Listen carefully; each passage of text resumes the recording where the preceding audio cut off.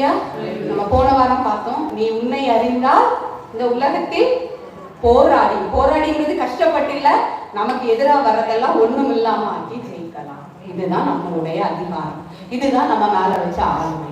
நீங்க நல்லா யோசித்து பாருங்க, பைபிள்ல எல்லாரும் யாரெல்லாம் ஆளுமையை தெரிஞ்சோ அடிப்படையா ஒரு வாழ்க்கை வாழ்ந்தாங்க. பவுல் ரொம்ப நேரம் பிரசங்கம் பண்ணிட்டே இருந்தாங்க. ரொம்ப பிரசங்கம் கேட்டவங்க ஜனங்களுக்கு எல்லாம் என்ன வந்துச்சு, நிறைய டைம் கேட்கிற மெசேஜ் போர் அடிச்சா என்ன வந்துடும், தூக்கம் வந்துடும். ரொம்ப பவுல் போர் அடிக்க பேசிட்டாரு போல. வசனம் சொல்லுது, 3வது மாடியில இருந்து ஐடிக்கும் என்ன செஞ்சுட்டாரா, கீழே விழுந்து செத்து போயிட்டாரு. எப்படி இருக்கும் நல்லா கற்பனை பண்ணி பாருங்க. பிரசங்கம் பண்ணி ஒருத்தர் தூங்குறதே கொஞ்சம் அசிங்கமா இருக்கும், தூங்கி கீழே விழுறது இன்னும் அசிங்கமா இருக்கும்.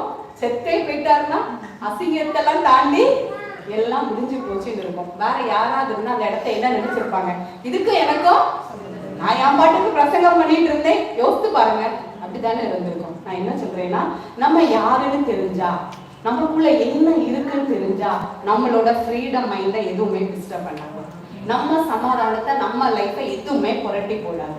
என்ன நடந்துச்சு தெரியுமா, பவுல் குடுக்குடுன்னு இறங்கி வந்தாரு. இறங்கி வந்து என்ன சொன்னாருன்னா, டென்ஷன் ஆகாதுங்க, ஃப்ரீயா இருங்கன்னு சொல்லி அவனை கட்டி அணைச்சாராம். வசனம் சொல்லுது, அவனோட உயிர் என்னாச்சு, எல்லாரும் முன்னாடியும் உயிர் உள்ளவதான் நின்னாங்க. மரணங்கள் தேவனுடைய பிள்ளைகளுக்கு முன்னாடி என்ன செய்யும், கீழ்ப்படும். மரணம் ஜெயமாக விழுங்கப்படும், மரணம் கட்டுப்படும். நம்மளால எல்லாத்தையும் மாற்றக்கூடிய வல்லமை. அட்மாஸ்பியரை மாத்துறது, லைஃபை சேஞ்ச் பண்றது, இருளை வெளிச்சமா மாத்துறது, செத்தவங்களை எழுப்பது எல்லாமே எங்கதான் இருக்கு, ஏதோ ஒரு பவர் மூலமா இல்ல, நமக்குள்ள இருக்கிற ஜீவன் மூலமா நமக்கு கொடுக்கப்பட்டிருக்கு. இங்க இருக்க எல்லாரும் ஜீவன் உள்ளவங்களா இருக்கீங்களா? பக்கத்துல இருக்கவங்கள பார்த்து கேளுங்க, எல்லாரும் ஜீவன் உள்ளவங்களா இருக்கீங்களா? ஜீவன் உள்ளவங்களா இருந்தா நம்ம எதுக்குமே அஃபண்ட் ஆகி உட்கார மாட்டோம், எதுக்குமே அழுதுட்டு இருக்க மாட்டோம்.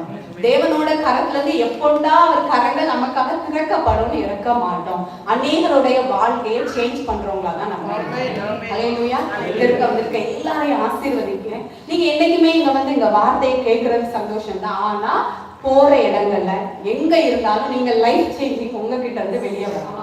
அநேகரோட வாழ்க்கையை மாற்றக்கூடிய ஜீவன் உங்ககிட்ட இருந்து வெளிவரத உலகம் பார்க்கணும்.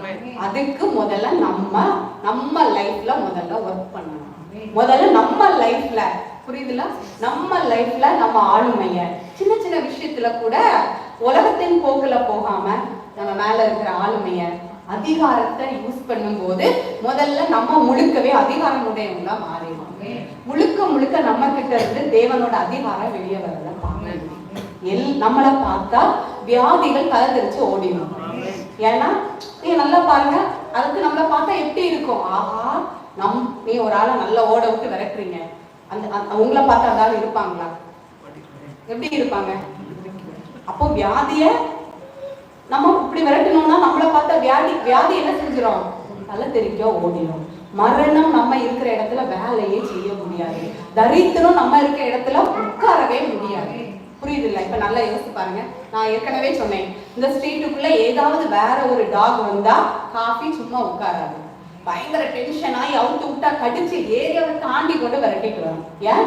இந்த ஏரியா காஃபிக்குரிய ஏரியா. இந்த இடத்துக்குள்ள இன்னொரு டாக் வரத காஃபியால என்ன செய்ய முடியாது, விட்டு கொடுக்கவே முடியாது. அதே மாதிரிதான் நம்ம எல்லைகளுக்குள்ள வியாதியோ தரித்திரமோ விழுந்து போன மனநிலையோ மரணமோ இடம் கொடுக்க நீங்களும் நானும் என்ன செய்யக்கூடாது, விடவே கூடாது. அதுக்கு பிரச்சனை வரும்போது அழுதுட்டும் பயந்தும் உட்கார்ந்தா அது உள்ள வந்து எழுந்துக்கணும். பிசாசுக்கு இடம் கூடாதுங்க. அதுக்கு என்ன தேவைன்னா, ஜீவன் நமக்குள்ள இருக்குங்கிறது தெரிஞ்ச மனநிலை, ஆளுமையும் அதிகாரமும் இருந்தா, நான் சொல்றேன், எங்க அதிகாரம் இருக்கோ அங்க சகலமும் கீழ்பட்டேன், எங்க அதிகாரம் இருக்கோ அங்க எல்லாமே கட்டுப்படும். நான் பிரசங்கில ஒரு வசனம் இருக்கு, ராஜாவின் வார்த்தை எங்க உண்டோ அங்க அதிகாரம் உண்டு. நீங்களும் நான் இந்த பூமியில தேவன் எப்படி வச்சிருக்கிறாரு, ராஜாக்களும் ஆசாரியர்களுமா வச்சிருக்காரு. சோ நல்லா யோசிச்சுக்கோங்க. காஃபிக்கு ஏரியால இன்னொரு டாக் வர முடியலன்னா நம்ம ஏரியாக்குள்ள எதுவும் வந்து நம்மள சேதப்பட்டு நீங்களும் நானும் இடம் கொடுக்க முடியாது. ஆனா நம்ம யாருன்னு தெரிஞ்சா, ஐயோ எனக்கு இப்படி ஒரு பிரச்சனைன்னு சொல்ல மாட்டோம், எல்லாத்தையும் இயேசுவின் நாமத்தினால ஆளுகையினால விரட்டுறோம்ல. ஹல்லேலூயா. எல்லாரும் சந்தோஷமா இருக்கீங்களா? அதனால சகலமும் நமக்கு கீழ்ப்படுத்தப்படும். நமக்கு அவர் கீழ்ப்படுத்தாதது இந்த உலகத்துல எதுவுமே இல்லை. எல்லாத்தையும் எப்படி கீழ்ப்படுத்தி இருக்காரு? காலுக்கு கீழா இல்ல. யோசித்து பாருங்க, பாதத்துக்கு கீழே எங்க இருக்கு? கீழே இருக்கு. மிதிச்சு கடந்து போக வேண்டிய நம்ம நிறைய நேரம் மிதிக்கிறது ரொம்ப பலனா இருக்கிறதுனால அதுலயே உட்கார்ந்து நின்றுட்டு இருக்கோம். ஐயோ என் கீழே ஏதோ இருக்கு. வசனம் சொல்லுது, எல்லாத்தையும் நீ மிதிப்ப ஒண்ணும் ஒரே சேதப்படுத்தாது. நீ மிதிக்கிறதெல்லாம் உன் முன்னாடி அழிஞ்சு போயிடும்.